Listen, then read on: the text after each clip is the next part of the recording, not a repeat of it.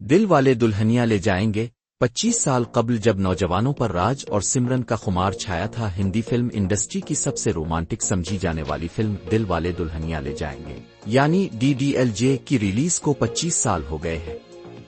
اس film کو دیکھنے والی نوجوان نسل آج ادھیڑ عمر کی ہے اور اس فلم کے بعد کی نسل جوان ہو گئی ہے، لیکن اس فلم کا جادو آج بھی برقرار ہے۔ اس فلم کی کہانی کچھ اس طرح ہے۔ راج، شاہ رخ خان اور سمرن کاجول لندن میں مقیم انڈین خاندان سے تعلق رکھتے ہیں۔ روایتی سوچ والے سمرن کے والد بلدیو سنگھ کا کردار امریش پوری نے ادا کیا ہے، جو اپنے ملک کی مٹی سے محبت کرتے ہیں، جبکہ راج کے والد انوپم کھیر کھلے ذہن کے ہیں۔ سمرن سچے پیار کے خواب دیکھتی ہے، لیکن والدہ فریدہ جلال اسے آگاہ کرتی ہیں کہ وہ اس خواب کے پورا ہونے کی امید نہ رکھے۔ بلدیو سنگھ کو ان کے بچپن کے دوست اجیت ستیش شاہ کا ایک خط موصول ہوتا ہے، جس میں 20 سال قبل کیے وعدے کو پورا کرنے کا ذکر ہوتا ہے، جس کے تحت سمرن کی شادی ان کے بیٹے کلجی پرمیت سیٹھی سے ہونی ہے۔ سمرن شادی سے پہلے اپنے دوستوں کے ساتھ سارے یورپ کی سیر کرنا چاہتی ہے۔ اس کے لیے وہ اپنے والد سے اجازت لیتی ہے۔ سمران کی راج سے یورپ کے اسی سفر میں ملاقات ہوتی ہے۔ ٹرین چھوٹ جانے کے سبب دونوں ایک ساتھ وقت گزارتے ہیں اور سفر کے اختتام تک وہ دونوں ایک دوسرے سے پیار کرنے لگتے ہیں، لیکن اظہار محبت نہیں کر پاتے ہیں۔ کلجیت کے ساتھ شادی کے لیے سمرن اپنی فیملی کے ساتھ پنجاب پہنچ جاتی ہے۔ راج بھی سمرن کی تلاش میں پنجاب آتا ہے اور سمرن سے محبت کا اظہار کرتا ہے۔ سمرن کی والدہ دونوں کو بھاگ کر شادی کرنے کے لیے کہتی ہے، لیکن راج سمرن کے والد کی اجازت کے بغیر شادی کرنے پر راضی نہیں ہے۔ راج بلدیو اور پورے خاندان کو متاثر کرنے کی کوشش کرتا ہے اور آخر میں بلدیو سنگھ کہتے ہیں، جا سمرن جا جی لے اپنی زندگی۔ 20 اکتوبر سنہ 1995 کو ریلیز ہونے والی DDLJ کو ناظرین کی جانب سے خوب پذیرائی ملی۔ فلم کو نہ صرف انڈیا میں بلکہ بیرون ملک شائقین نے بھی پسند کیا۔ اس فلم کے ساتھ ہندی سینما کو شاہ رخ خان اور کاجول کی شکل میں ایک نئی رومانٹک جوڑی ملی، جس کا جادو آج تک باقی ہے، جبکہ فلم نے تمام ریکارڈز توڑ ڈالے۔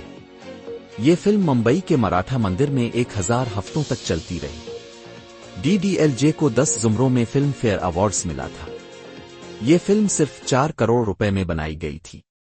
سنہ 1995 میں اس فلم نے مجموعی طور پر 150 کروڑ روپے کا بزنس کیا۔ ان میں سے 89 کروڑ روپے انڈیا سے اور 50 کروڑ روپے بیرون ملک سے کمائے گئے تھے۔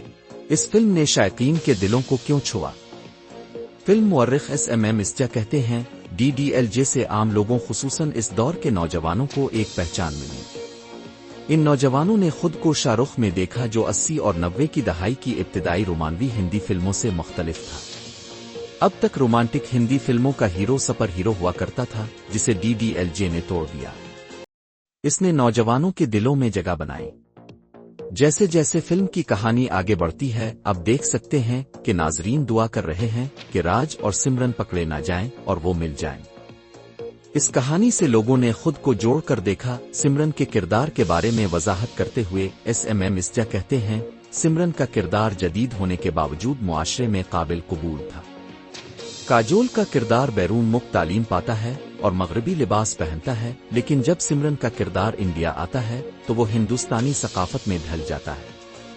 سمرن کے کردار میں ماڈرن دنیا اور روایتی ہونے کے مابین اچھی ہم آہنگی ہے کہ انڈیا کے متوسط طبقے کے گھرانے خود کو اس سے جوڑ سکتے ہیں۔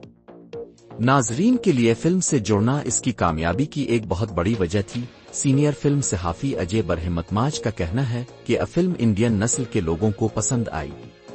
لوگوں کو ہیرو کا کردار اپیل کر گیا کہ وہ ہیروئن کے ساتھ بھاگ سکتا ہے، جس کے لیے ہیروئن کی والدہ بھی تیار تھی، لیکن ہیرو والد کی اجازت کے بغیر شادی نہیں کرے گا۔ اس چیز نے لوگوں کو بہت متاثر کیا۔ شاہ رخ خان بطور رومانٹک ہیرو اجے برہمتماج کا کہنا ہے کہ شاہ رخ خان دیوانہ، ڈر، بازیگر جیسی فلموں کے ذریعہ ناظرین میں مقبول ہو گئے تھے۔ اس دوران سلمان خان، عامر خان اور شاہ رخ خان تینوں ہی رومانٹک فلمیں کر رہے تھے۔ اہم شاہ رخ جس توانائی کے ساتھ آئے تھے، اس نے انہیں نوجوانوں سے جوڑ دیا۔ فلم مورخ SMM اسٹا کا کہنا ہے کہ DDLJ نے شاہ رخ خان کو رومانٹک ہیرو کا خطاب دیا۔ فلم کی موسیقی بھی بڑی وجہ تھی۔ DDLJ میں 7 گیت ہیں اور تمام گیت سپر ہٹ ہوئے۔ जतन ललित की जोड़ी ने मौसीकी दी और आनंद बख्शी के गीतों को जबरदस्त कामयाबी मिली। ये गीत लता मंगेशकर, आशा भोसले, अलिफादत नारायण, कुमार सानू और अमिताभ भट्टाचार्य ने गाए थे। एसएमएम इस्जा कहते हैं, फिल्म की मौसीकी फिल्म के सुपर हिट होने की एक बड़ी वजह थी। ये गाने देखने में भी बहुत खूबसूरत थे, जिसकी वजह से इस फिल्म को रिलीज से पहले ही काफी पजीराई मिली। बीबीसी से बात करते हुए म्यूजिक कंपोजर ललित पंडित ने कहा कि डीडीएलजे की मौसीकी का कायम करदा रिकॉर्ड कभी नहीं टूट सकेगा। उनका कहना है कि अगर कोई फिल्म हिट हो जाती है और उसकी मौसीकी भी इतनी ही हिट हो जाती है तो वो फिल्म आइकॉनिक बन जाती है। ललित पंडित इस बात पर खुश हैं कि डीडीएलजे के गीत अब क्लासिक में शुमार किए जाते हैं। उनके मुताबिक डीडीएलजे उनकी जोड़ जतन ललित के कैरियर का बुलंद तरीन मकाम रहा है। ललित पंडित ने बताया कि आशा भोसले उन्हें यश चोपड़ा से मिलाने ले गई थी, जहां उन्होंने मेरे ख्वाबों में जो आए और मेहंदी लगा के रखना गाने गाए थे, जिसे आदित्य चोपड़ा ने बहुत पसंद किया था। और आदित्य चोपड़ा ने उनकी मसरूफियात को ध्यान में रखते हुए पूछा था कि क्या वो डीडीएलजे फिल्म के लिए वक्त दे पाएंगे। ये यश चोपड़ा के बेटे आदित्य चोपड़ा की बतौर हदायतकार पहली फिल्म थी। फिल्म की कहानी से मुतासिर होकर जतन ललित ने हामी भरी और फिर किया था उन्होंने तारीख रकम कर दी। आज तक मुकालमे याद हैं आपको और दिल वाले दुल्हनिया ले जाएंगे के कुछ मुकालमे भी याद होंगे। आइए इन मुकालमों पर एक नजर डालते हैं। ऐसा पहली बार हुआ है 17-18 सालों में उनदेखा अनजाना कोई आने लगा है ख्वाबों में। बड़े बड़े देशों में ऐसी छोटी छोटी बातें होती रहती हैं। सेनोरिटा राज, अगर वो तुमसे प्यार करती है तो तुझे पलट कर जरूर देखेगी। पलट पलट तुम अपनी जिंदगी ऐसे लड़के के साथ गुजार दोगी जिसे तुम जानती नहीं हो, मिली नहीं हो, जो तुम्हारे लिए बिल्कुल अजनबी है। मैं एक हिंदुस्तानी हूँ और मैं जानता हूँ कि एक हिंदुस्तानी लड़की की इज्जत क्या होती है। मेरी माँ कहा करती थी कि जो शादी वाले घर में सेवा खिदमत करता है इसे बहुत खूबसूरत दुल्हन मिलती है। जा सिमरन जा जी ले अपनी जिंदगी उमराव जान जैसी फिल्मों में डायलॉग लिखने वाले जावेद सिद्दीकी के इन मुकालमों को लोगों ने खूब पसंद किया। एसएमएम इस्जा के मुताबिक जावेद सिद्दीकी पुराने मुकालमा निगार होने के बावजूद नौजवानों की जुबान इस्तेमाल करते थे, जिनमें से जा सिमरन और पलट मुकालमे आइकॉनिक के जुमरे में आते हैं। वो फिल्म के डायलॉग को फिल्म की कामयाबी की एक बड़ी वजह समझते हैं। बैरून मुक़ीम इंडियन और डीडीएलजे एसएमएम इस्जा के मुताबिक इस वक्त बैरून मुक़ीम इंडियन नाजरीन में पंजाबी ज्यादा थे। यश चोपड़ा की दीगर फिल्मों की तरह ये फिल्म भी पंजाबी कल्चर का जश्न मनाती है। फिल्म का माहौल पंजाबी सकाफत और बैरून मुक़ीम अंदनज़ यानी एनआरआई पर मबनी था। फिल्म की कहानी रिवायती हिंदुस्तानी शादी के गिर्द घूम रही थी, जिसकी अपील थी, और उन्होंने एनआरआई नाजरीन को फिल्म से जोड़ दिया। जहां नौजवान राज और सिमरन के किरदारों को खुद से जोड़ रहे थे, वहीं दूसरे किरदार भी अपना नक्श छोड़ रहे थे। इस तरह के किरदारों में सिमरन की छोटी बहन चुटकी अभी शामिल थी, जिसे पूजा रूपारील ने निभाया। कलजीत की बहन प्रीति का किरदार मंदरा बेदी ने अदा किया था और बुआ का किरदार हिमानी शिवपुरी ने अदा किया था। बीबीसी के साथ खुसूसी गुफ्तगू करते हुए हमअनी शिवपुरी ने कहा कि शूटिंग के दौरान काम करने वाला हर एक फर्द एक खानदान बन गया था। शूटिंग के दौरान उन्हें जरा सा भी ख्याल नहीं गुजरा कि ये फिल्म मुस्तकबिल में आइकॉनिक बन जाएगी।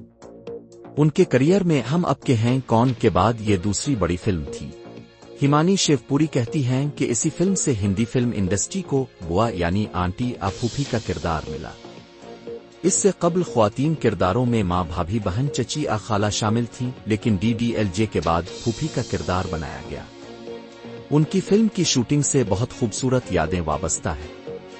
शाहरुख के साथ सीन के बारे में हिमानी शिवपुरी का कहना है कि एक मंजर में शाहरुख का किरदार मुझे साड़ी का मशवरा देता है। हालांकि शाहरुख इस शॉट में नहीं थे, फिर भी वो इस मंजर के लिए मेरी मदद कर रहे थे। डीडीएलजे की आइकॉनिक चीजें डीडीएलजे के नाम पर गाने और मुकालमों के अलावा भी बहुत सारी चीजें ज़हन में आती है। राज का सिमरन का हाथ थाम कर चलती ट्रेन पर खींचना, राज के किरदार की काली जैकेट और काली हेड, गाय की गर्दन की घंटी, कबूतर, राज का मीनतवलीन मौसीकी का आला, सरसों का खेत, करवा चौथे का व्रत, काजोल की ऐनक वगैरह। फिल्म का मशहूर ट्रेन का मंजर कई हिंदी फिल्मों में इस्तेमाल किया गया है, जिसमें रोहित शेट्टी की चेन्नई एक्सप्रेस, इम्तियाज अली की जब वी मेट, वरुण धवन और आलिया भट्ट की बद्रीनाथ की दुल्हनिया वगैरह शामिल हैं। DDLJ اور آج کا بدلتا ہوا معاشرہ DDLJ کو ناظرین کی طرف سے بہت زیادہ پیار ملا، لیکن اس فلم کی بہت سی چیزیں آج کے معاشرے سے مماثلت نہیں رکھتی ہیں۔ سینئر صحافی اجے برہمتماج کے مطابق جب انہوں نے 1995 میں یہ فلم دیکھی تو انہیں یہ بہت پسند آئی تھی، لیکن وقت گزرنے کے ساتھ انہیں فلم میں دکھائی جانے والی انڈین اقدار کھوکھلی نظر آئیں اور فلم قدامت پسند معلوم ہوئی۔ جہاں آج دنیا میں خواتین کو بااختیار بنانے کی لہر ہے، اس فلم کی بہت سی چیزیں آج کے بدلتے معاشرے میں ٹھیک نہیں ہیں۔ جیسے یورپ ٹرپ کے دوران جب راج کا کردار سمران کی توجہ مبذول کروانے کے لیے نامناسب حرکتیں کرتا ہے تو سمرن اسے مسترد کرتی ہے، لیکن راج کا کردار سمجھتا نہیں ہے اور اپنی چال بازیاں جاری رکھتا ہے۔ اس طرح کے سلوک کو آج کے دور میں ہراساں کرنا کہا جاتا ہے۔ فلم ایک طرح سے صنفی امتیاز کو بھی پیش کرتی ہے۔ فلم میں فرمانبردار، شرمیلی، روایتی اور قربانی دینے والی خواتین کرداروں کو مثالی کہا گیا ہے۔ اس فلم میں تمام فیصلے مرد ہی کرتے ہیں۔ راج کے کردار کا مکالمہ میں جانتا ہوں کہ ایک ہندوستانی لڑکی کی عزت کیا ہوتی ہے سے ظاہر ہوتا ہے کہ انڈیا میں خواتین کی عزت ان کی پاکدامنی پر منحصر ہے، جو کہ قدامت پسند سوچ کی عکاسی کرتی ہے۔ ایسی صورتحال میں اگر یہ فلم موجودہ دور میں آتی تو نوجوان نسل میں شاید ہی اتنی کامیاب ہوتی، لیکن اپنے زمانے میں یہ فلم رومانس کے ایک تازہ جھونکے کی طرح آئی تھی جس کی خوشبو آج بھی لوگ محسوس کرتے ہیں۔